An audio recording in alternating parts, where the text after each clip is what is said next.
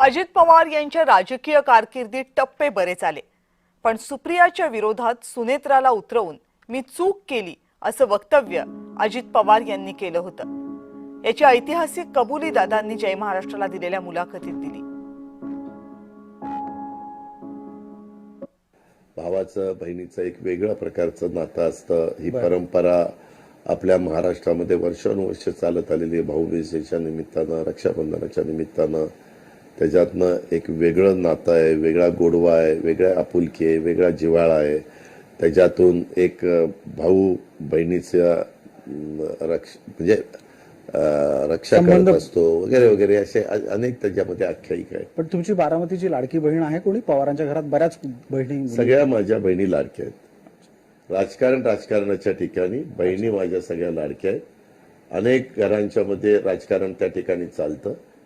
राजकारण हे फार घरामध्ये शिरून द्यायचं नसतं. मागं मात्र माझ्याकडनं थोडीशी चूक झाली. त्या काळामध्ये मी माझ्या बहिणीच्या विरोधात सुनेत्राला उभं करायला नको होतं, पण त्यावेळेस केलं गेलं. पार्लमेंटरी बोर्डाने निर्णय घेतला गेला.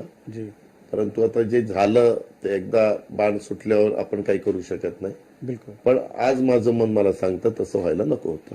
पण कधीतरी मग या निमित्तानं एक फोन करून आपण बोलावं, येत्या राखी पौर्णिमेला जावं असं नाही. आता दौरा महाराष्ट्राचा चाललेला आहे. जर त्याच काळामध्ये मी तिथं असेल आणि माझ्या बहिणी पण तिथं असतील तर जरूर मी जाणार.